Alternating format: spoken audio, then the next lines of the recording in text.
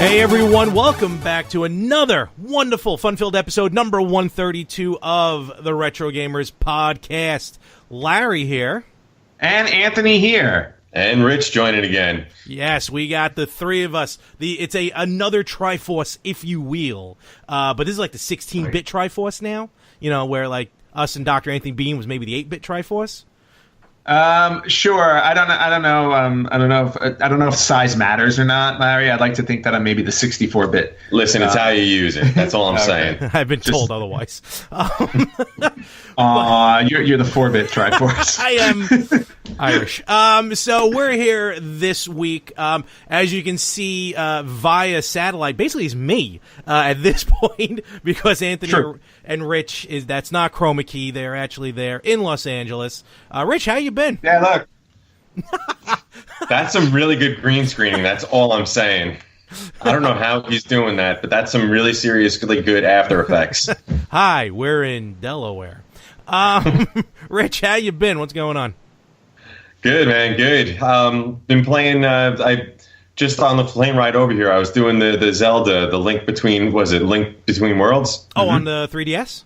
Yeah. Okay, that's a good one. No, I've been having a good. That's been a fun one, man. It's fun. The Link to the Past is easily my favorite Zelda, hands down. It's in my top. Not even a question. This one, it's funny. It's similar, but there's so many it's different at the same time. So it's a little weird getting used to it. It is. It's luckily it's a direct sequel to Link to the Past, so you do have that familiarity.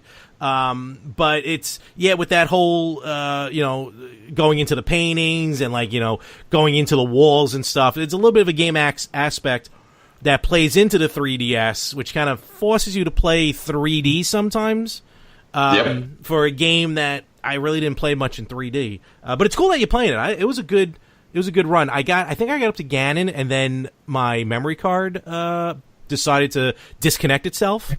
Oh, same reason what happened with Metroid Fusion. I was at the end of the game, and I bought a new one since, and the memory card just disconnected, and I lost everything. Funny you mentioned Fusion, by the way. I just replayed it last week. Oh, nice! And plowed through it. Yeah, I'm still hurting from that, so I'm still waiting a little bit before I try to go through it again. Are you sure these aren't excuses for not being able to beat the games? No, I think it's excuses. I don't know where you're getting this from. They are true to fact. Wait, no, I beat Link Between Two Worlds. Wait, no, I didn't. I don't know. My memory card. No, you know what? My memory card. Whatever. Sure, the memory card. It's always the memory card. By the way, you know what? I'm going to just chime in with the thing that annoys me the most about A Link Between Worlds is you have to rent the items. Oh, that's right. I forgot about that. You can't find them. I got through the first dungeon. I'm like, where the hell's the item? I'm going running around after I beat the boss. Did I miss it? And then all of a sudden, next thing, it's no, you have to keep going over to Ravio and go and rent them. And it's if you die, and next thing you know, you lose it and you got to rent it again. It's a weird game aspect. It's definitely a different game aspect. But it is. Mm-hmm. It was. And it's weird because, again, it's something like that, which is why I didn't like Majora's Mask. They threw this new gameplay into it with the 3 days. But, I don't know, maybe since I'm going to try and play Majora's Mask now, I don't know, you may fall in love with it, but it was definitely weird. I got to agree with you, Rich. It was weird. I'm still early enough in the game, so I just did the second dungeon, the House of something or other. Cards? Yeah, that too. the one with the wind where you got the tornado rod and you had to... Yeah. I don't remember the name of it, but I do know what you're talking about. House of Gillis or something like that. I think that's what it was called. All right. Well, good luck, my friend. See if give Anthony a shot with it. See what he thinks. Well, a shot of what? Zelda in 3D. You gotta put your glasses on. Oh, no, thank you. I'll pass on 3D. I'm not a 3D person. We've talked about this at length, Larry. We have. See what he did there? Yes. I saw. Yeah. Yes. That is what I did right there. But yeah, so no 3D for me. We've been there, done that. Virtual Boy sucks. BB sucks. Hashtag BB sucks. Yay. How dare you? One more thing, Rich. I just want to say to you, I heard that you've actually, I guess after so many years now, finally beat Blaster Master. How the hell did we do that back in the day? I don't know. I still can't do it now. No internet, no maps. You had to just figure this stuff out on your own. I seriously, I don't know. I must have been on like who knows what to get all the way up to the 8th level without any of that help. And Larry can't do it now because his memory card keeps crashing. Yeah. That was on the 3DS. I'm good to go with the Switch. I did buy another memory card, though. Sure. And I'm sure it'll crash. No, it didn't crash. Yeah. It like popped out somehow, and sure. That's what it told me. Sure. Okay. I don't need to prove myself to you. Whatever you say. I prove myself to Rich. Oh wait, you know what I got to tell you? I was telling Anthony the other day, and some of the people we were hanging out with. So I know it's kind of retro gaming, but kind of not. Resident Evil 2 remake. Have you played it yet? I played the demo. Yeah. Okay. So do you remember Mr. X? Oh yeah. So Mr. X chases, for those people who don't know, Mr. X is a character. He chases you around throughout the game. And it's supposed to be like, you know, he's this big imposing figure, black leather coat with a top hat. And all of a sudden this like very ominous music comes in and you hear his heavy footsteps running after you. So I know where this is going. One of my buddies, he downloaded it for Steam. Okay. And we were playing the game now for probably like, you know, because we were only hanging out once a week. So we were playing maybe about like 3 weeks in. So we kind of got used to Mr. X coming in and chasing us and whatever. Fine. Well, he started modding the game on us since it was Steam. And he didn't tell us that he modded the game. Next thing I know, all of a sudden I start hearing Thomas the Tank Engine theme music. And Thomas the Tank Engine starts chasing after me. Dude, if you want to laugh, just Google it. It is seriously some of the funniest things you will see. That sounds frightening. Yeah, no, it actually absolutely is because, I mean, if you remember what Thomas the Tank Engine looks like, it's not just, you know, obviously a blue train. But he's got a big old smile on his face with the big eyes. Yeah. So literally you see that train coming down the hallway in the Raccoon Police Department just trying to kill you. It's awesome. That is the conductor anywhere. What was the conductor's name? Mr. Conductor? I don't remember, but the conductor is definitely not there. No. It's also very clear that Thomas the Tank can take quite a few shots. Yeah. Well, he's a tank. Yeah, exactly. Yeah. So, definitely worth watching. It was entertaining. And I hit him a couple times with the flame rounds. And watching Thomas the Tank Engine on fire coming at you is priceless. Oh, that is the things that nightmares are made of. Yes. Yeah. This is just coming off watching the Dora the Explorer trailer. I'm like, oh man, yikes! Why are you watching the Dora the Explorer trailer? Because it dropped today. That's why. Why not? Dora is that the only reason? Just because it dropped today? Well, you know. Anyway, that's for another podcast. Thank you very much. So, that is correct. We're not talking Dora because there are no Dora video games that we care about. Nope. There we go. Good save. So, but we are going to talk about actually a really cool topic that you guys mentioned before we started recording. I do want to get into, and Zelda kind of does touch on it in a way. We're going to talk about some RPGs. Yes, because before we started recording, Rich and I were talking earlier today about like the RPGs that we play and love, obviously. So that just got us thinking it would be a good topic to discuss today, since Rich is here on the show guesting. There we go. So I think it would be kind of fun. We'll all talk about the RPGs we love, and on top of that, I have a couple of top 10s for us to discuss in terms of RPG sales. All right, cool. So let's talk about some rocket-propelled grenades. Which one's your favorite? Yes. I like the one that's shaped like a pineapple. That's not even a grenade. Well, it is a grenade. No. Oh, wait, Butch isn't on the show. Rich is. Well, no, that's true. Yeah. My father would be able to name all of them. I didn't realize we talked about Quake. We could. Rocket propelled grenades. I got you. Yeah. I'm with you. I'm standing. I'm happy. All right. This is like my third podcast today. I'm punch drunk. I can tell. Let's talk about some role-playing games. And, first of all, you know, what comes to mind that would make a good RPG? Is it story? Is it gameplay? Because some of them do play a little different. To me, it's story. It's all about story. Some of the best RPGs that I've ever played had really, really compelling stories throughout the entire game. So that's my opinion anyway. Okay. I got to tend to agree with that because I feel like the gameplay on them shift depending on which genre you play. So in other words, like if you play Final Fantasy, there's that element of where you're walking around in an empty area and then all of a sudden the screen changes and you go into a battle. But then you have one like Kingdom Hearts where you're just running around and all of a sudden, boom, something pops up and you're fighting it. So I feel like the gameplay will always change. But Action RPG, yeah. So the gameplay will always change. The story is key to success, no question. And, this, I always get, maybe Rich, maybe you can answer this one for me. And I always get confused, like the difference between like an RPG and a JRPG, Japanese RPG, other than maybe just the fact that it's just from Japan. But I feel like it's a different game style. What's funny is I guess the best way I could go about describing a JRPG, at least I'm who knows, I'm probably wrong on this. Yeah, no, we're but I'm shooting from the hip here. I am. I usually am, but that's besides the point. Well, all three of us usually are. Excuse me.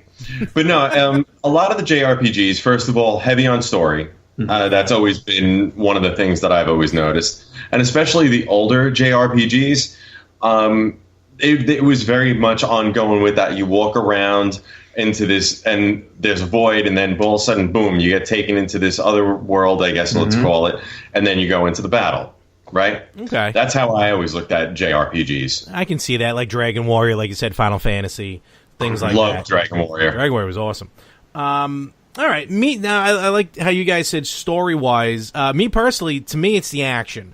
I don't know, maybe it's my ADD.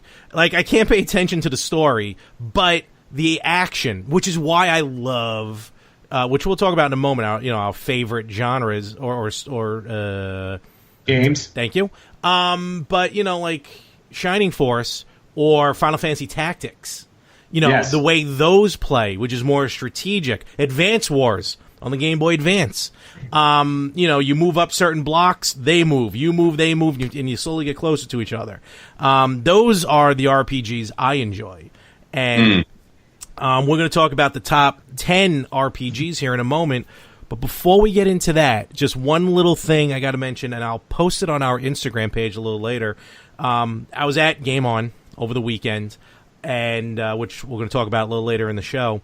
But They actually got Final Fantasy VII on the Nintendo Entertainment System.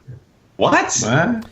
It's a ROM of Final Fantasy VII done in 8-bit NES, and it is, I believe, the full game. The full wow! I popped it in for a minute just to take a look. That? I don't know. It's in the credits somewhere, but I popped it in for a minute just to see: is this fake? Is this is it going to be Tetris? But no, it opens up with the train, and top down view. It was ridiculous, and then it was like the fighting just goes back to Final Fantasy 1, the way it feels. Oh, that's kind of awesome. Wow. That's cool. Really cool. Wait. Did you buy it?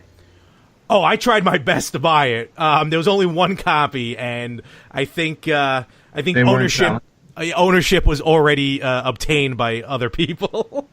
But it looked really cool. Tell them to get more copies. I'm going to see what we can do. Because I want one. Oh, no, trust me. I thought about you, and I thought how awesome it would be when I buy one and show you that I bought one. So with that, kind of like the Virtual Boy that I own and you don't. Low blow. Touche. I can only hope Hyperkin comes out with that clone system. Hopefully. Yeah, no, nobody's going to waste their time with that. Well, let's do this. Let's talk about. Boy, this is a vicious episode. Rich, I'm blaming you on this one. Listen, I bring out the worst in people. That's how I roll. It's very true. He does bring out the worst in me. There's no question about it. So and while you and just really quickly, while you were at Game On, we went and hit up Game Dude today. We did. So that was kind of fun. And that's cool. Yeah, Rich, though, you didn't buy anything. No, well, you know what it was? So I've been trying to find an Xbox 360 wired controller. Mm-hmm. Okay. Because I need it for the USB, especially. Mm-hmm. They wanted $25 for it. Wow. For a used one. A used one. For a used one that's like like Microsoft first party? Yeah. Yeah, that does seem pricey. Yeah. So when I saw that, I was kind of like, maybe not so much. Now, for $25, you can get it at like brand new at a GameStop or something like that. So exactly. That was a really, really weird price. But the cool thing about places like Game Dude is that you can find those rare gems that other people don't have, and other time, and you can also bump into games at a surprisingly decent price. Perfect example is when you came out to visit and you picked up Hotel Mario for CDI. Yeah, that was a steal almost. I know, and just so you know, the other one that is no longer there, so somebody purchased the other one. See, I got the one with the sleeve and the box. I got it all complete. And they were like same price as the one without the sleeve and the box. I'm like, yeah, really? Before someone realizes this, let's go. Wow. Yeah, it was really interesting. So we hit up Game Dude today, cool. And then tomorrow I'm probably going to take you over to Game Realms, which is another store by me. I don't think you took me to that one last time. No, I don't think it was. Did I? No, I don't think so. No, okay, so we're going to hit that one up tomorrow. Yeah, I liked Game Realms a lot. Yeah, I remember I brought you there. It's a good store. No, Larry, there's a place actually in Brooklyn, New York. It's an electronics recycling place. It's over by I think that's Gowanus over there or Carroll Gardens, like kind of somewhere in that vicinity. Okay. Anyway, so they have like a whole bunch of used systems and used like controllers and stuff like that. The controllers are like $5, $10 maybe. The systems are like $30, so you can get like a Nintendo there for $30. Well, that's cool. That's a steal. And they test them before they put them out for sale to make sure that everything works. All right. So, like, if you're ever in that area, they have DSs, they have PSPs. Time to build up that collection. I may have to again. Hopefully, they'll have a CDX. I doubt it, but we'll see. That's my holy grail. Or a JBC XI. I'll leave you to the XI. Hey, you know what? I'm very happy with it. No, listen, it works. Especially since it's going to help me win the contest this year. Yeah, because so far I can't even think of a thing to buy. That would come close. Yeah, you're not going to top that. But I'm getting back to RPGs. Yeah, let's talk about it. Yeah, so let's talk about it. And I'll just bring this one up really briefly because we've talked about it a number of times, and I know you love this one as well. One of the best ones, by far and away, Chrono Trigger. Oh my God! Oh wow! Yeah. Chrono Trigger. Yeah, I mean that's got to rank up in like easily my top 3. I have to admit, I never fully played the game. Like I never really gave it a lot of time. I just memory card crash. What's the Sorry, I tell you these things. No, what happens is I downloaded it on the PS3, and just I did the same. But it mimics the disc of Chrono Trigger on the on the PlayStation, which had load times were ridiculous. Every time you moved the screen, it took like 5 seconds to load. It was terrible. So I missed out on downloading the Super Nintendo version that was actually on the WiiWare, on the Wii console before it shut down. So I'll find it somewhere. It might be on the Wii U one, isn't it? The DS one is supposed to be the superior version. Oh, I forgot it was on DS.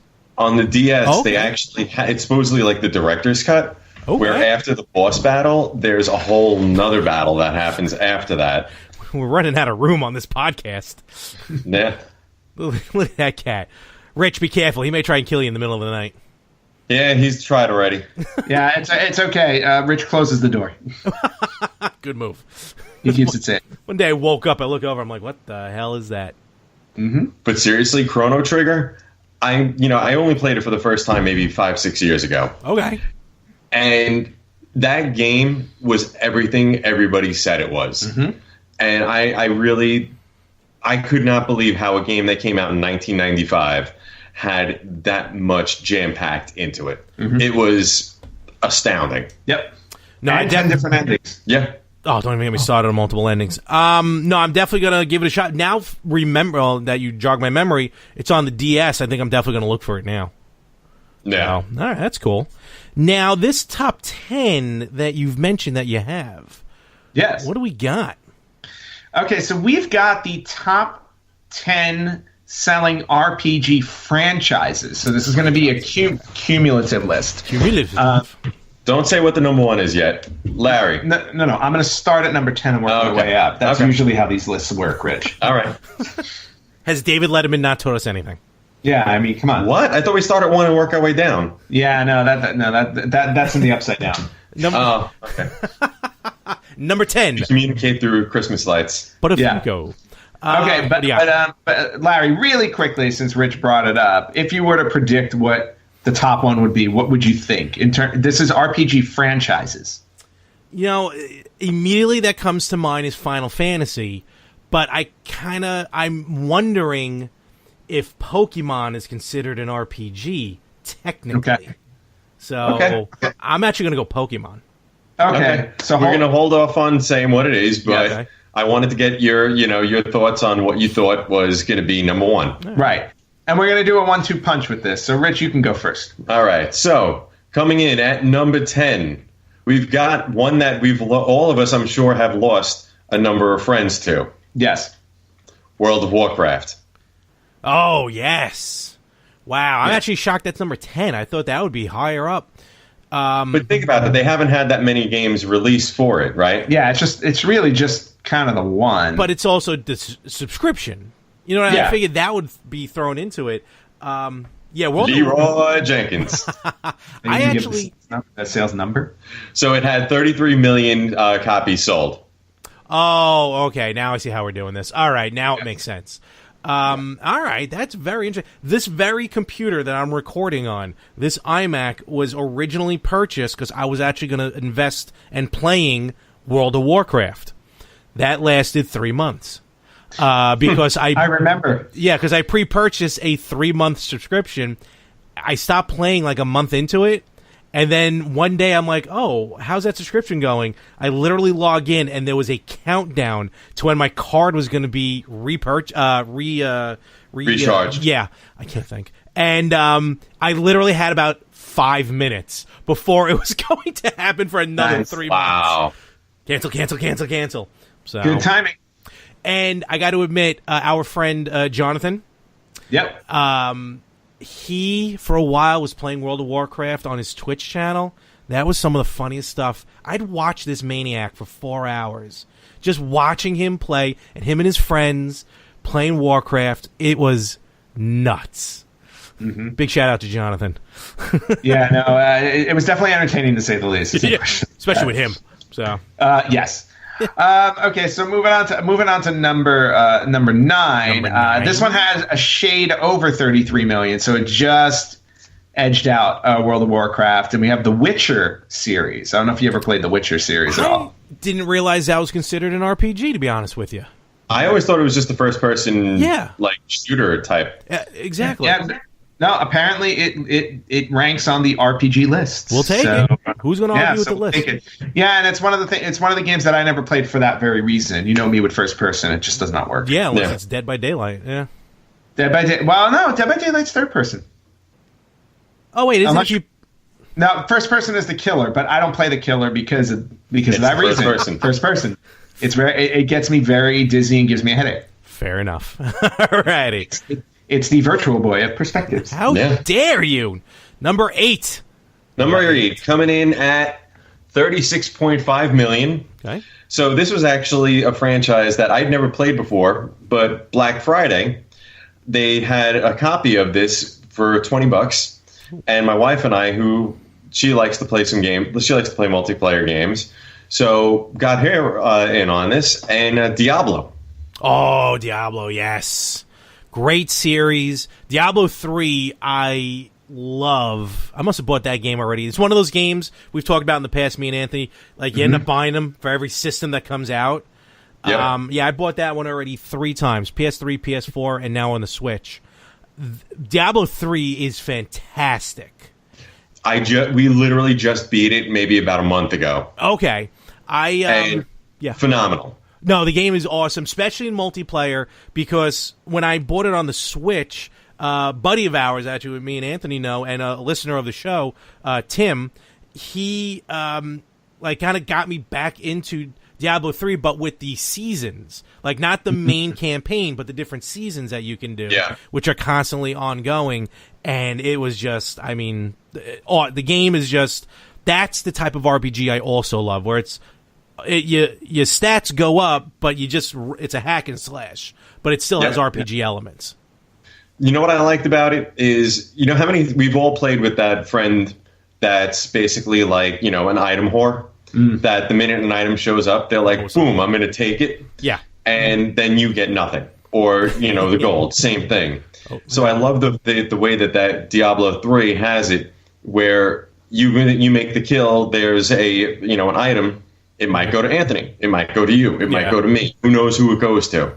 I love that aspect of it. That looting system is a bit more fair, if you will. Yeah. Mm-hmm. Yep. But that's cool. All right. Now, Larry, since you bought the game 3 times, did you beat it at all on PS3 or PS4? Right, we have already. Or was it a memory card issue? All right, I'm gonna have to use the censor button here in a moment. We have established that I'm not really a completionist when it comes to games. So, but I take my time. As long as I complete the game. As long as I complete the game before I'm dead, I'll be good to go. Oh, man, you're in for a disappointment. Let's move on to number 7. So number 7, with 38 million in cumulative sales, we've got Fallout, the Fallout franchise. Again, another one I really... Oh, wait, no, Fallout. I'm thinking Far Cry. Okay. Far Cry. Fallout. No, I know. Fallout, especially with the new one that came out recently. Oh, Fallout 76? Yeah. I've heard so many great things about it. It's... you mean Fallout 4, right? Of course. Fallout, that's the definitive collection. So wait, so did they go from Fallout 3 to Fallout 76? Is that what happened? No, what happened was Fallout 4 came out, and Fallout 4 was supposed to be very good, but it had a lot of bugs with it. Yeah. Okay. And then what happened is then they made Fallout 76, which basically they just reskinned Fallout 4 pretty much verbatim with the same bugs. Oh, well, what's the point? And they got Bethesda, right? Yeah. Bethesda got reamed for that. Yeah. So wait, what happened to Fallout 5 through 75? We don't talk about those. No? Make sure to tip your waiters at the end of the night. They're working hard. But I'm sorry for the bad jokes. My memory card crashed. I think there's enough. There's enough dirt on this joke. Yep. So moving on to number 6, and we broke Larry. Moving on to number 6 with 43 million. Actually, I don't know this one. And you know what? I don't know this one either. Lineage. Nope. That sounds like a PC game. Yeah, we're gonna have to do a little homework on this one. We unfortunately did not have time to do the homework before this recording, so we apologize for that. But it's one of those ones. Honestly, I don't even know what it is, the actual game itself. Nothing. I know nothing about this game. Well, luckily, some of us have a little item here that gets to go online and check it out. Lineage is a medieval fantasy from my computer. A medieval fantasy MMORPG. Released in 1998. It's most popular in Korea, and is available in Chinese, Japanese, and English language. And the game was designed by Jake Song, who had previously designed Nexus, The Kingdom of the Winds, another MMORPG. Alrighty. Oh, it plays like Diablo 2, actually, funny enough. Huh. So, okay. Right, cool. Well, that makes sense, I guess, especially if you're saying it did really well in Korea, because we know... they take their game seriously. Oh my God, do they ever? Yeah. To the point of where they will play for so many hours consecutively that they die. That's crazy. That's weird. Yeah, it's a little nutty. So let's get away from this game for now. All right. And move on to number 5, and this is now we're jumping into the 50s. 52 million units sold, so that's a pretty big deal. The Elder Scrolls franchise, and I got to say, we can probably chalk up Skyrim to a large chunk of that. All the different variations. Oh, yeah. Absolutely. Skyrim is their definitive, all joking aside, version of the game. I have it on VR, PlayStation VR, which, funny enough, I haven't tried yet because I've been playing some other games on VR. But everyone talks about Elder Scroll. I think it either came out or it's coming out on the Switch as well. So, and that game just keeps getting bigger and bigger and bigger, like massively the size of the map. Yeah. It's like you're getting literally sucked into the game. A buddy of mine played it for VR, and he said it was a completely immersive experience. I can only imagine. Yeah, I can only imagine. That's very cool. I'm not privy to this whole VR experience thing yet. I'm kind of worried about jumping into it. So, okay, my first experience with VR, going a little slightly off topic here, with the PlayStation VR, was playing the Star Wars, where you got to be in the X-Wing. Mm-hmm. Oh, cool. You want to talk about? That was just absolutely amazing. You turn around and you see the R2 unit behind you. Oh, that's so cool. You have to form up in formation to go into light speed. It was like I was totally geeking out the entire time I was doing it. Until you walked into your television. Pretty much, yeah. That's what's good about that's what's good about PlayStation VR. It's not really moving around. You spin a little bit, but like you're not moving around the room. But yeah, you didn't have to move? Well, no, I'm not saying you stand still. Oh, yeah. I knocked everything over, man. Well, that's what happened. See, I got that out of the way with the Wii. Oh, okay. Yeah. But like the first game I played was a demo of, I forgot the name of the game, but I'm going to tell you this. If you're into horror, get a PlayStation VR. Because every horror game that's out on it will scare you terribly. That's what I heard. It's Resident Evil. I mean, creepy. There was this other one, I forgot what it was. You're just walking down a hallway, and it's the opening credits. And you literally look, and there's, some woman in a hospital bed. You look the other way, and there's like a clown or something. I mean, terrifying. Woo. All right, I'm going to... See, for the horror games, I would definitely be interested in VR. There's no question about it. Although, whenever I picture playing a VR game, I envision Fisher Stevens from the Hackers movie when he was doing VR in the beginning of the movie, and it was just really creepy because he's Fisher Stevens. If you don't know who Fisher Stevens is, boys and girls, please look him up on IMDb. That is that is our second Hackers reference in 2 weeks. That is very true. That's right. We did have a Hackers reference last week. All right, let's move on to number 4. All right, so number 4, coming in at a whopping 54 million units, Monster Hunter. Oh, wow. Big on Nintendo. Yes. Well, especially on the handhelds. I've played a demo of it, but it's almost like I'm not going to say it's like Pokemon where you go and catch them all, because you're actually trying to kill them all, but Monster Hunter, that's got a huge franchise as well. And again, I'm shocked that it may not have been a little bit higher, especially with the sales of Nintendo and stuff like that. In all honesty, I'd have to say the final 3. You'll understand why it's not higher. Yeah, the top 3 deserve to be in the top 3. Fair enough. Okay. So we'll move on to number 3 with 76 million. So this is 22 million over Monster Hunter. 76 million. The Dragon Quest franchise. Absolutely. Which is funny because a bunch of them were given for free if you join Nintendo Power. That's how I got mine. For a free game that you guys got with Nintendo Power, I mean, it was an excellent friggin' game. Oh, the game was fantastic. And forget about, they're already up to, 11? Maybe even higher, I think?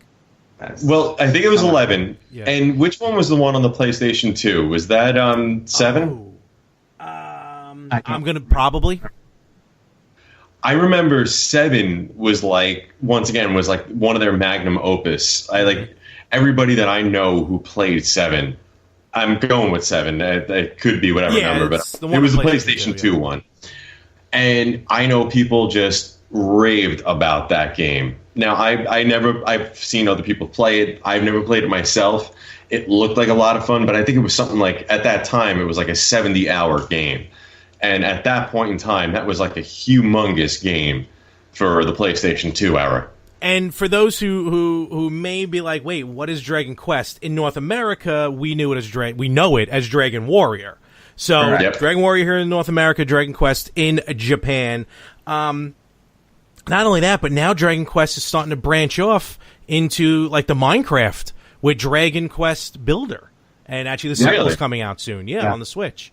So it's definitely Build your own Dragon Quest. keeping That's cool. itself alive, which is pretty cool. And do you remember the special edition controller on the PlayStation 2?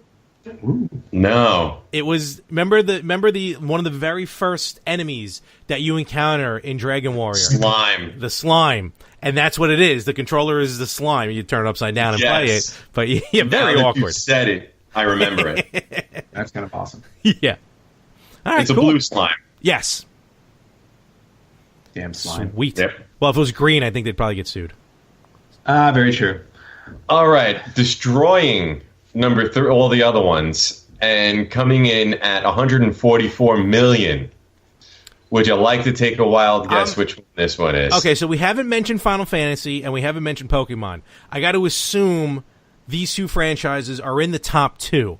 I'm still sticking with Pokemon being number 1, so I got to say, so I got to say Final Fantasy. Final answer? Final answer. All right, you don't want to phone a friend? No, I don't have any around here. It's the Virtual Boy. Let's see. You are correct. Final Fantasy at 144 million. Nice. Final Yep. Fantasy goes without saying one of... I'm assuming those sales don't count with the Final Fantasy VII NES cartridges. No, that probably doesn't count those 5. Yeah, honestly. Final Fantasy, not enough can be said about the series. Anthony, you have expressed your love over and over again for Final That is Fantasy correct. VII. How is 9 on the Switch? I have not had a chance to play it yet. Oh, okay. All right. So yeah, but I will be getting there soon because Okay. I'm sure I have a couple flights coming up soon. So that's how I play these games. Yeah. And needless to say, the probably the first series that confused the heck out of all of us when we finally realized, wait a minute, the games here in the U.S. aren't necessarily the same games in Japan. Nope. I mean, you want to go through that number system? Good luck, pals. No, absolutely Yeah. no. I mean, like, I think the 3rd one in Japan is the 6th one here, and Well, what's Yeah, not The with first? 6th one is 3 here on yeah, the it's Super Nintendo. all really I really confusing. thought their 3 was our 1. Their 3 was our 1. It's entirely See? possible. That's who Yeah, the heck see, knows? you really need you need a handbook for this stuff. No, it's I was gonna say I was shocked that one of the series isn't on here, but then in my head I'm like they only made like 4 or 5 games, the Shining Force series. Agreed. And I think for a lot of these, I think numbers may come into play, either numbers or whether they're MMOs. Well, I was So- going to say, why don't we hold off on that for a minute? Because after we finished off with the last one, I was going to say, which games are you surprised did not make the list? Okay, all right. So let's say what number 1 is, and then we'll come back to it. fair enough. Yes. I like it. Someone's Okay. finally producing the show. It's about time. Yeah, exactly.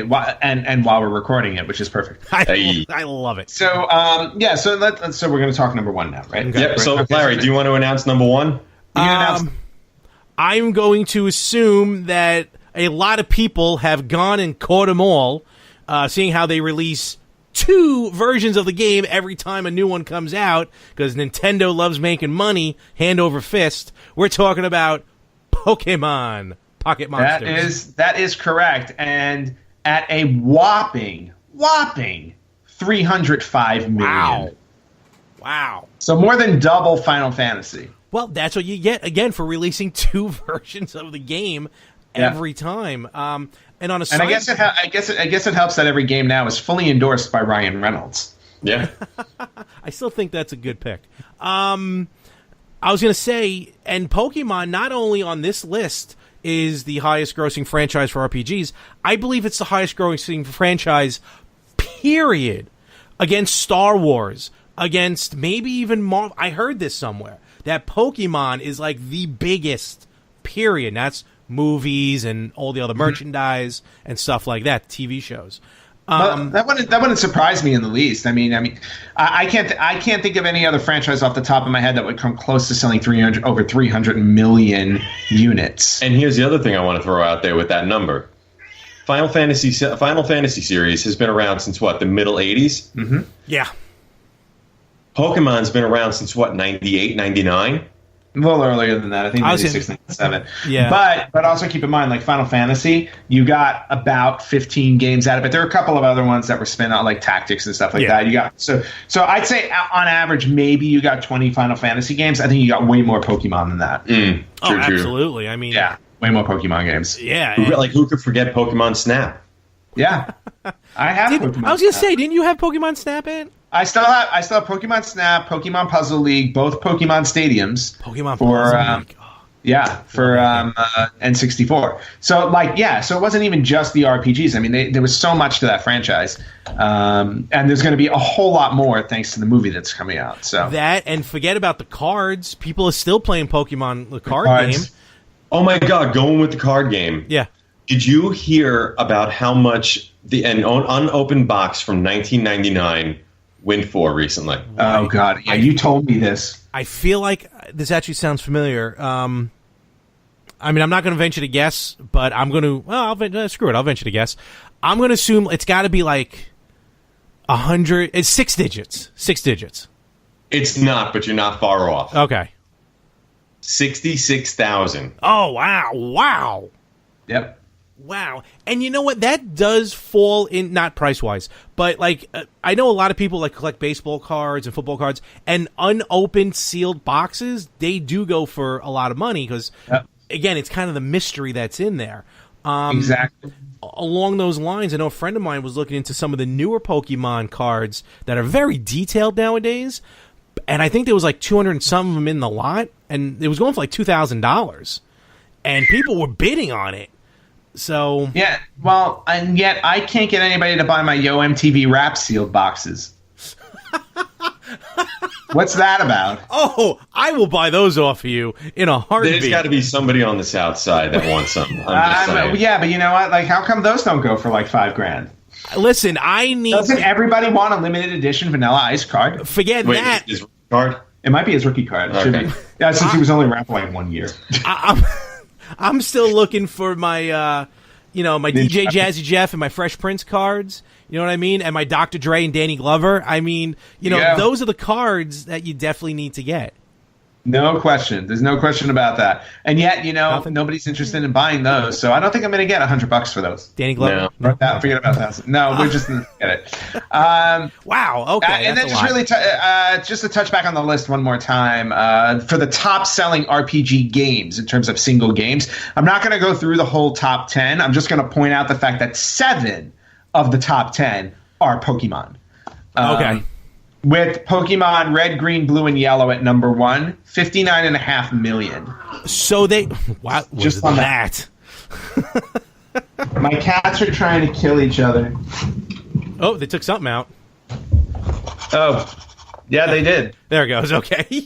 Are we there? We're here. We're live. Oh, boy. So they counted those 4 games as one, which I mean makes sense. Don't get me wrong. Yes. Okay. Yeah, I'm assuming because I guess they all came out. No, they're basically the same game. It just depends on which Pokemon you start with. Exactly. So that one, that one counts as one. The only, and then the other one, the 3 that are not Pokemon. Really quickly, Elder Scrolls Skyrim, 30 million units. Okay. They're coming at number 4. Number 7 is Diablo 3 at 20 million units, nice. And then number 10, World of Warcraft at 15 million subscribers. They can only go by subscriber count for that one. So, number 11, which is not on the list, was Final Fantasy VII. Wow, that low. Surprised it's that low. Yeah, honestly. All right. I think it was somewhere around 13 million units. However, it will climb if and when the remastered version comes out on the PlayStation 4. We're still waiting. You're better off getting the NES version. At this point, yes. All right. So real quick, just to mention, like Rich, you were saying, some of the series. Some of the good series that, maybe the justification that they didn't sell a lot because they didn't make a lot of games. Sometimes you don't have to have a lot of sequels to still be a great series.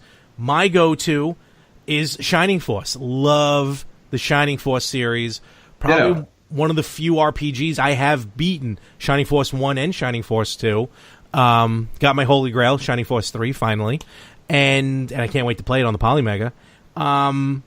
That's my go-to, and that's my favorite. I'll never see it on that list because, again, they only made a small handful of games, meaning 1, 2, CD, whatever, you know what I mean, 3. But yeah, what's some of yours? So the 2 that I would go with, one I played personally, the other one I've watched other people play, and I've always wanted to go and play it, but never have. First one is Wild Arms. Oh, nice. Loved Wild Arms. Good call.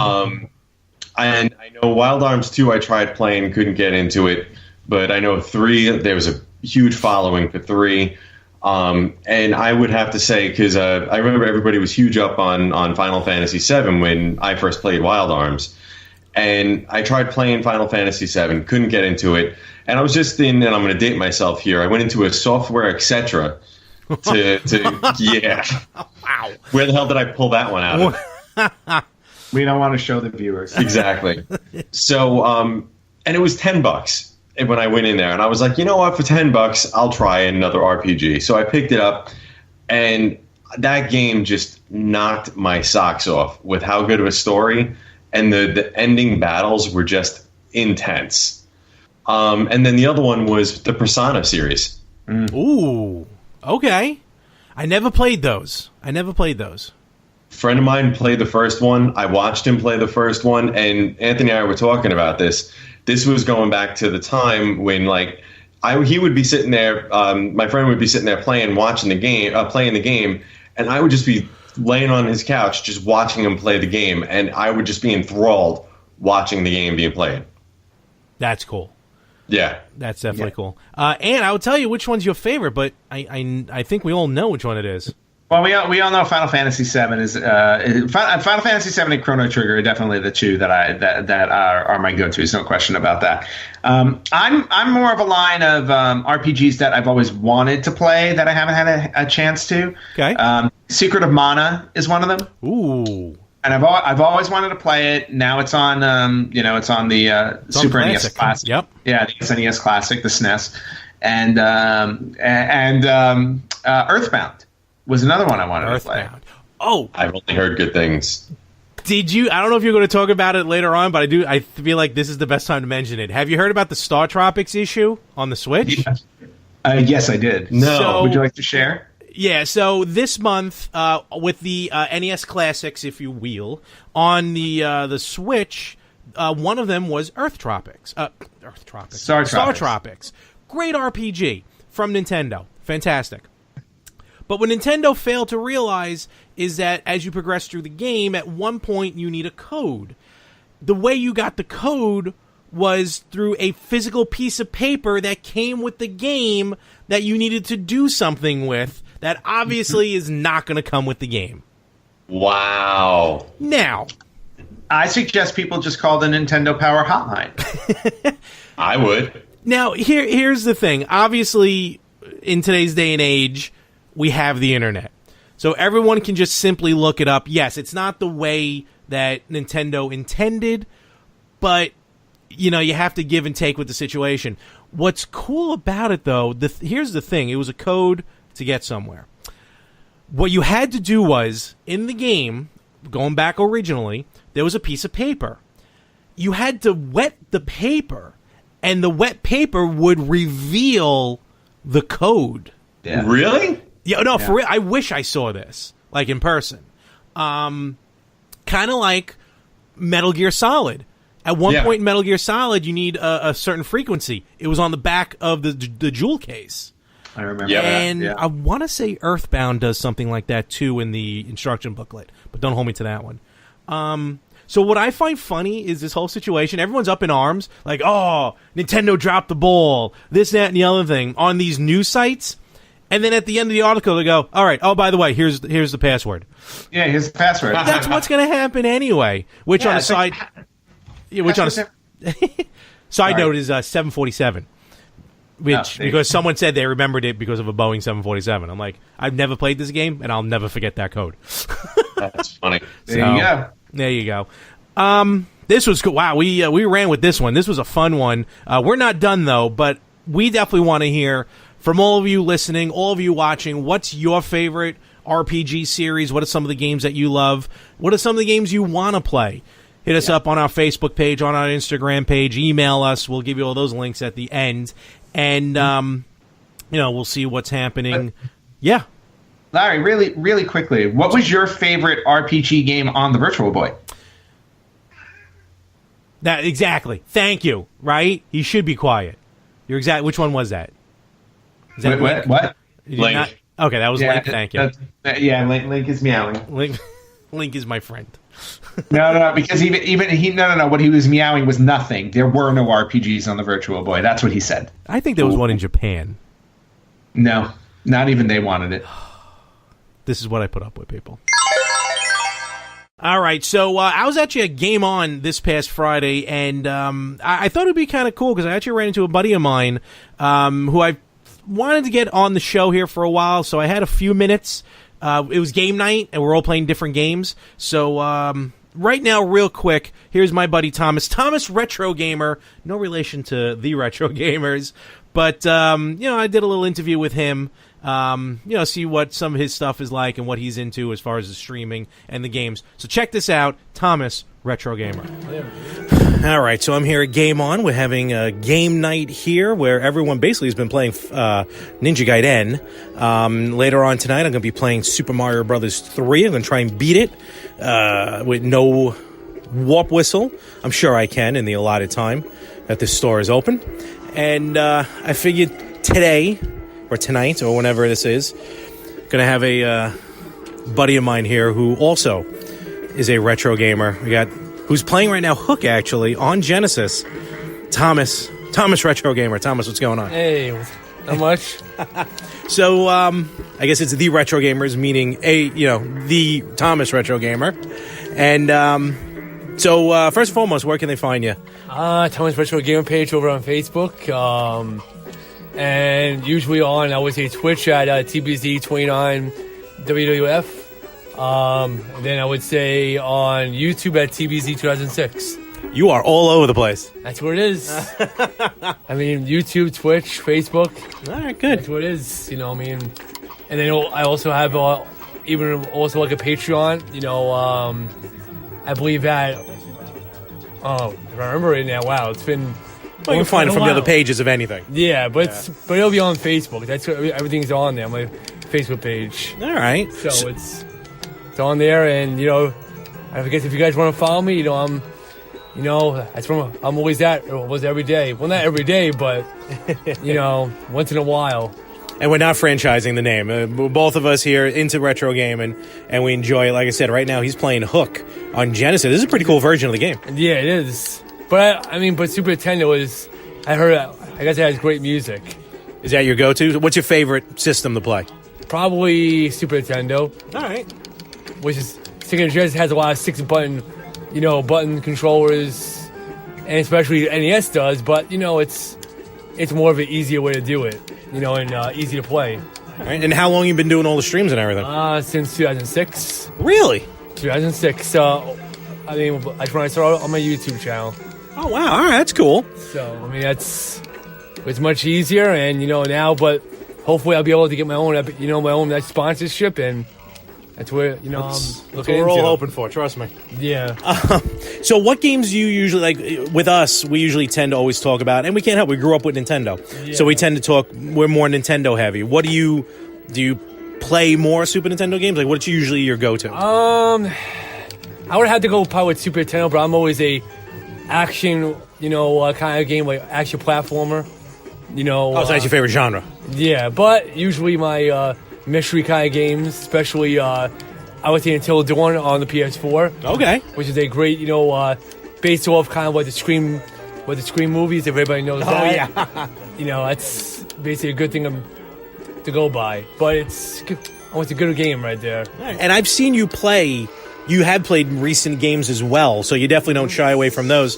What are some of the recent games that you've been playing? Kingdom Hearts 3, Resident Evil 2 Remake, which is absolutely actually almost amazing. Yeah, we tried the demo on it. It was ridiculous. But, I'm hoping they could really come out with a PS VR version of it, because that would look pretty amazing for it. PlayStation VR is sick, and there is some demos I've played of horror games that is frightening.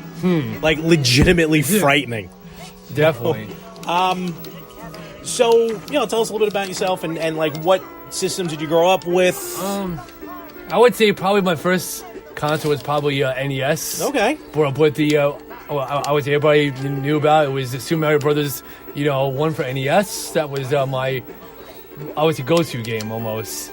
And from there, I went from NES over to Super Nintendo, then Sega Genesis, and over to basically I never tried Sega CD, in my life, and then really now eventually I got it on my NES Classic Mini, which I'm not going to say how I got it. But, all right, yeah, we're not really into emulators, so but it's a great great system, especially was another great game. I would say Road Adventure for Sega CD. Road Adventure, good lord. Have you played Sonic CD? Sonic CD. Once I did, yeah. Got some of the greatest music of all time. Yeah, it does, especially with that, and then especially speaking of Sonic games, there's I think it was the Sonic the Hedgehog.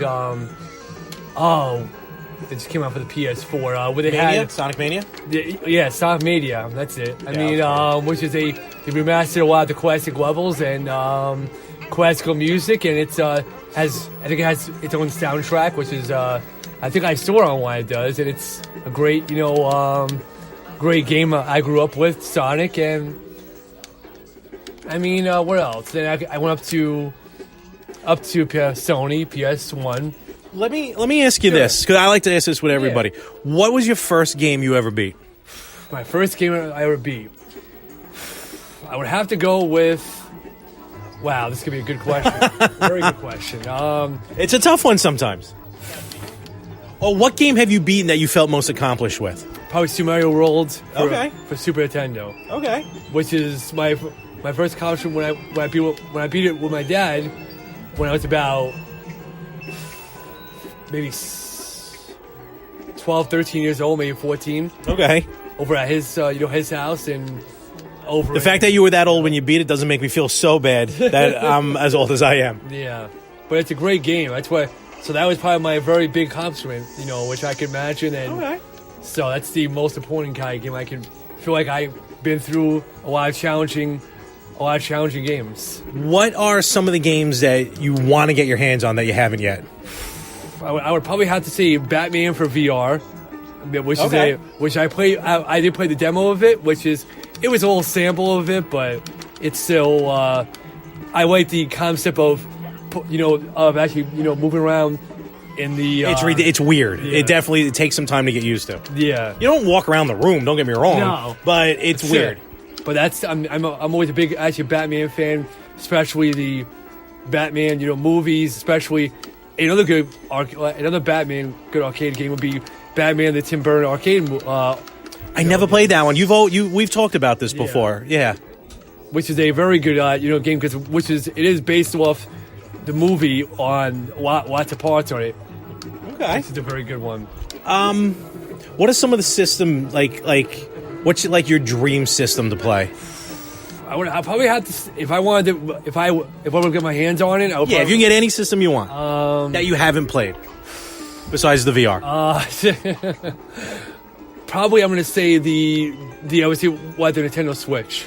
Okay, all right. Which is this especially obviously a lot of great games on there. Cuphead's coming out. Cuphead, Mario Maker 2, especially that. And now I heard you could play now online gameplay with it with the old classical games with with 2-player action. Let me ask you this question as well. What are your thoughts on the Virtual Boy? Virtual Boy. I wasn't really even too crazy about it. All right, this conversation's over. All righty. But so check him out. Thomas Retro Gamer. He does a lot of game streams that are really awesome. And he played Hook today, which I'm trying to still be, but it's But I will actually do it on a future stream. So check that out. I'm always turn on your notifications or the notification bell when I go live. Absolutely. So Thomas Retro Gamer, thank you for being on the Retro Gamers. No problem. I was glad to be on. Awesome. All right. All right. So we're going to start to steer this one into port, but I have a couple of cool things. I know you guys are going to have a couple of cool things over there. First, I just want to mention real quick, over the weekend, as I said, as you heard as well with Thomas, go check out Thomas's page. Thomas Retro Gamer. He's a cool guy. Does really fun streams, so check him out. But that day at Game On was game night. We just kind of hang out in the store, try and beat games, just having some fun. Some people were playing Nightmare on Elm Street. As you heard, Thomas was playing Hook on Genesis. We had 2 Ninja Gaiden completions that day of the NES. It's not an amazing feat, don't get me wrong, but I never beat this game without using warps. I figured I would beat Super Mario Bros. 3 without using the whistles. I've never gone through world by world. I've always warped somehow. Mm-hmm. Because I barely remember ever playing level 5, the sky level, or level 6, the ice level. I'm usually bypassing them. And also the most sadistic level of all time, Pipe World. So by the way, I tried doing it a couple of times as a kid. Furthest I ever got was level 7, and I just had to turn the game off. Right? I think I had like 45 lives, and I just literally was like, I can't do this anymore. Done. Power. And I'm not talking hit every level. I'll do that one day. Like hit every level in the world, but just hit every world at least. Right. So, and my time was allotted for as long as we were still hanging out in there. And basically, I trucked through. I got to level 8. I got to the flying carrier before you get to the levels. You know what I mean? Right. And then they're like, all right, time to close up and time to go. I was like, no. So how long did that take you? That's cruel. I live streamed the whole thing, and the live stream was about 2.5 hours. So it took a little, and I was playing on an original NES, original cart. So it was fun. Don't get me wrong, and then I'm sitting there, I'm going, all right, this was cool, but I really didn't get a chance to do a lot of other things. So I was so focused on Super Mario Brothers. But I'm going to try it. Actually, I started playing on the Switch, the Japanese version of Super Mario Bros. 3, because I have those Famicom controllers. And there's a slight difference with Super Mario Bros. 3 from Japan. There's like a fade out and a fade in with all the levels. So it's pretty cool. Yeah, and the reason why they did that is because Super Mario 3 is considered a performance. Yes, that's really why you have stage curtains and everything like that. So yeah, so in Japan they did the fade out, fade in to go along with that story. Yep, and of course you would think I'd go to Game On and not walk out with anything. What, are you kidding me? No. I was just waiting for you to announce it. I mean, it's inevitable that you're going to pick up something. So this is not too much stuff. I picked up some cool stuff. It's cute. I'm going to try and cover up the prices. It's rude to show the prices. This is cute. Nothing major. Very nice. Silver Mario, Metal Mario. Kind of cool. Love Metal Mario. This is cool. This is just how they know me. They were just holding for me. Ms. Pac-Man on Atari 7800. Ooh, wow. Very nice. Right? That's a nice one, too. Nice cover. This is the reason why I went originally and had them put this on hold, as this is one of my favorite franchises of all time. And my first word, Popeye. Huh. Nice. It's so tiny. Yeah. Wow. Wait, what is that for? I'm trying to remember. Ooh, this is weird. I don't remember. It should say on it. No, I know, but it actually doesn't for some reason. That might be like either ColecoVision or like an Atari 400. Something. I want to go. It's Coleco because I think I remember playing Popeye for Coleco. Yeah, because look how small it is. It is. Compared to, you know what I mean? Yeah, I mean, if that's not Coleco, that may also be one that because some of the PCs back then, the computers back then, you would be able to put in a cartridge. It could belong to one of those as well. Here's the thing. I completely forgot about this. Copyright 1983, King Feature Syndicate, who owns Popeye. Copyright 1983, Nintendo of America. So Nintendo also was franchising out Popeye, which I didn't realize they did that. Interesting. Cool. Interesting. Very interesting. This is cool. They put this on the side for me, and I thought this was awesome. This is Super Mario Brothers 3. No, excuse me, the original Super Mario Brothers for the Game Boy Advance. Oh, nice. Wow. That's really cool. Here in the U.S., they put out a series of Game Boy Advance games of original NES games. Zelda, Mario, I think Dr. Mario, things like that. It's going to take too long to open, but if I open this, the cartridge also has the color scheme of the Famicom, which is really cool. Sweet. But it's a regular Game Boy Advance, and like I said, very cool packaging. Very cool. That's nice. Yeah, I like that a lot. And finally, not from Game On. Well, technically it was Game On, but I bought it back in August. So I bought Krull for Atari. Nice. Months ago. Reason being, last August 2018, one of my favorite shows, Mystery Science Theater 3000, but now those guys went on to do what's called riff tracks, which is basically the same thing. They riff movies. You just don't get the silhouettes on the bottom. And 2 or 3 times a year, they do live performance. They're in Nashville, and it beams into theaters across the country. They did Krull last year. Nice. So very funny, very funny. So I'm like, oh, this is cool. I'll get him to sign it. Sent it away. Completely forgot about it. Wow. Came back today. I am so happy. Mike Nelson, Kevin Murphy, Bill Corbett. This is now one of my prized possessions. This thing is awesome. Wow. And it's By the way, going with riff tracks, if you ever want to laugh your ass off, I don't know if you've seen it already. Watch it. Watch it with the riff tracks. Star Wars Episode 1: Phantom Menace. Oh no, I haven't done that yet. I was crying when I watched it. I was laughing that hard. I can only imagine. I love riff tracks. They're really good. They're doing some wacky movies this year too. But yeah, like I said, I mailed it. Completely forgot it. I get it in the mail today. I get this package, from Riff Tracks. I'm like, oh, what is this? Because their Kickstarter is ending today. So I'm like, this can't be anything from Kickstarter. Mm-hmm. So then I open up the package, and then I see the front. And I'm like, oh, okay, they sent back Krull. And I'm like, oh, it's not signed. So I'm like, all right, maybe this is being nice and finally returning it. And I went to put it on, as I was unwrapping it, and I had to turn it. I'm like, wait a minute, what is that on the back? And then I saw the autographs. So there you go. Very, very cool.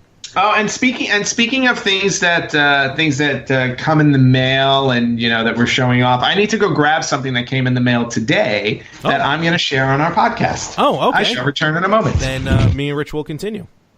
I won't Exactly. Well, maybe now I should have started showing all my stuff. I have returned. That was quick. Yeah. I didn't have to go very far, but hoping for awkward silence. No. And this isn't video game related, but I need to do this. Unfortunately. But does that, for people who don't know of the concept or the Flat Stanley, does everybody know who Flat Stanley is? Well, I know for a completely different reason, but explain to us. Okay, so Flat Stanley is this character in a book, right? His name is Flat Stanley, and he is literally just a flat person. Mm-hmm. But you're able to cut out a version of Flat Stanley from the book. And, it's a kid's book, and you bring Flat Stanley around with you. So you take pictures of him wherever you go and everything like that. So that's the concept of Flat Stanley. Later on, a few years ago when I was working at Fox, somebody was very nice and made me a Flat Antony. I remember that. I started to run around with a Flat Antony. Now, today I get a letter in the mail from my niece's elementary school. Oh, okay. So they created flat versions of themselves, and the homework was they needed to send it somewhere, and then wherever it went, they needed to take pictures of it. In those places to show where it is and everything like that. So now I thought this would be a great, it's not video game related, I know, but here's a great opportunity for my niece, whose name is Emily, for Flat Emily to make her debut on the Retro Gamers podcast. And here she is. Wow. She's a little big. That is big. She's very big, Flat Emily, so let's say hello to Flat Emily. Hi. Hello. That's a lot bigger than Flat Antony. I know. When I saw it, I was like, okay, she's going to come to life and kill me tonight. Next thing I know, I'm going to be sleeping later, and she's going to be standing over me. It'll be kind of like something like this. He'll be sitting here, and then all of a sudden it's. That is awesome. That is huge. Hello, Flat Emily. You are now immortalized on the Retro Gamers podcast. There you go. All right, that is awesome. Can I put an asterisk on Flat Antony for a moment? Why? As Flat Antony proved how your friends from Los Angeles that you made are wonderful people, kind-hearted, wanted to see you succeed. Yes. Where your friends from Brooklyn, who you've known longer than your friends in Staten Island, in Los Angeles, Yes. wanted to see Flat Anthony destroyed, run over, cut up into small pieces. Yes. There was no love on the East Coast for Flat Anthony. Vile. And just so you know, Flat Anthony survives. Oh, I'm sure. Yeah, he is still around and will make his return eventually. But anyway, to dismantle a lot of people in Brooklyn. Yes, but that was a little side thing, so I wanted to share. Cool. That's cool. All righty. Is that it? But no, I have one other thing. Also, I'm sorry. I thought that was the thing. Okay. No. But no. Similar to you, the way that you said you had to buy something at Game On, right? Whenever you go video game shopping, yes. You always got to walk away with something. Well, we went to Game Dude, and although Rich didn't buy anything, Rich is also a bad idea, Bear. yes, Rich not only did not buy something, but literally was a huge bad influence on me. I don't want that. You buy it. Yeah, more or less. So I did make a purchase at Game Dude, and it was only what? I was gonna say, do you now own Game Dude? Is this how powerful Rich is? Yes, I purchased Game Dude. He 75-25. That works. No, I did make a purchase, and Larry, if the JVC XI doesn't get me the contest this year, this one will. I purchased Shining Force 3. Oh, with the manual. With the manual. Nice. It is pristine. It is in perfect condition. We're going to take a look at that. Hold that, please. Yep. Oh, please. We're going to take a look at this. It doesn't even look like it's been opened. Please accidentally rip it. That is sweet. Good stuff. Yeah. Good stuff. Excellent. And and got a very, very beautiful disc. Yeah, the disc does look nice. Not a scratch on the back. Not a scratch on the back. It is in perfect condition. That is awesome. Yeah, I debated it for a while because I knew what I was getting into. 2 minutes. Hey. All right, 3. I know. You know how? Do you know how I know how? Wow. Do you know why I know that this looks so good on that game? Why? Because I can see through the cover of mine because I don't have a manual. That's right. Here's the manual, baby. Oh, that's cool. Good for you. Completion, and most importantly, the actual box is intact too. Yeah, these things used to break all the time. Very rare. I think most of mine had these broken. Yeah, exactly. So I have to say, like, when I saw it sitting in that case, I'm like, holy cow, I will never get another opportunity. No. And I still fought myself over it because, let's face it, this is not a cheap game. No, not at all. Not a cheap game. And it only goes to figure, I bought mine, and you were like, you know what? I have to get it, and you one-upped me with the manual. That's, you know what? You had to. Yeah, I mean, at the end of the day, Larry, mine will always be bigger. Listen, that was a selling point. I was like, you got to one-up Larry. And he was like, yeah, you know what? You're right. Yeah, absolutely. Selling point, that's a lot of people's mantras. It's very true. You got to one-up. Yeah, I mean, if you know all the enemies that he's made on Twitter, that is like it's basically the mantra at that point. Like Mrs. Warrior. Yeah. No, not exactly. Mrs. Warrior. No, the daughter. The daughter. Oh, I'm sorry. Miss Warrior. Ms. Warrior. And JWoww. And JWoww. JBL for about a week. John Bradshaw Layfield.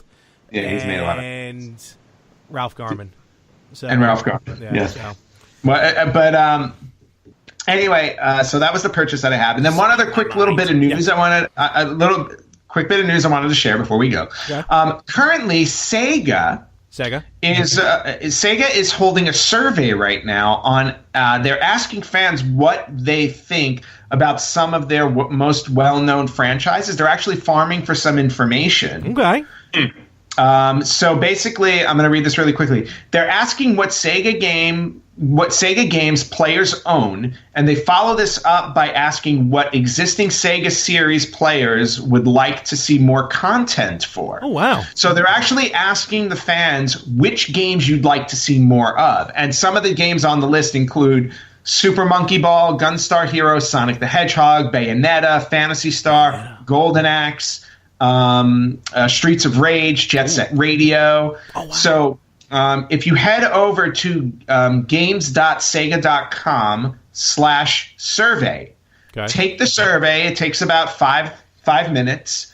And let them know what you're thinking, because apparently they're planning their next slate of games, and they want to know which franchises they want us, the fans, to continue. Streets of Rage. Streets of Rage by far. Well, they're coming out with Streets of Rage 4, right? Well, I stopped there. Yeah, but that's true. I think that's an indie one, though. Like, I think somebody, like an indie developer, did that. It wasn't them. I don't know if it's them officially. I'm pretty sure. Is it them officially? I thought it was an official release. Well, I hope it is, but like they still need to continue that. But the whole idea is like definitely fill out that survey and let them know which series you want to see. And then they give you an option for other. So when they asked what series you'd want to see continued, I obviously checked off the other and said Shining Force. I want more Shining Force. There you go. Amen. I want more expensive CDs. No. I want new games that cost retail price. No, actually, that is very true. That's cool. All right. Sega's maybe they're planning something for the Google. Strata? Stadia. Stadia. All right. Yeah, I also told Sega that they need to make more Virtual Boys, and I'm sure that will confuse them. Two of the best games ever were on the Virtual Boy: Mario Clash and WarioWare for Virtual Boy, and now I'm going to leave it at that. Those are lies. Nobody knows they existed. Okay. You're the only one who knows, and unfortunately, your memory card crashed. There was no memory card. How much do you know about the Virtual Boy? I know enough to know that I hate it. All right. It was black and red. We're done. We're done. I'm done. I'm toast. I can't deal with this anymore. We're going to get blocked on Twitter. I'm never having Rich on with the two of us again. So he's causing all the problems. Yes, he is. Thank you. Listen, someone's got to stir the pot. I'm just saying. Thank you, pot stirrer. No, in all honesty, this was very fun. We're going to start bringing this one to a close. Rich, it's actually very good to talk to you again. Same. Thank you for hosting a few weeks ago when I was unavailable. Whoa. Mm-hmm. So that was really cool. And, enjoy the rest of Los Angeles there. Laying on it. Awesome. Yeah. And no problem. And Ant, as always, it's starting to become a burden. So. Yes, I know. And you know what? And I enjoy every minute of it. And let everyone know where they can find us. All right. You can find us at our website at www.theretrogamers.com. You can catch us on Facebook, facebook.com/retrogamerspodcast, on Instagram at retrogamerspodcast, and you can listen to us everywhere that you listen to podcasts. Most importantly, if you do enjoy our podcast, please give us a 5-star rating on iTunes. We really appreciate it. It helps us a lot.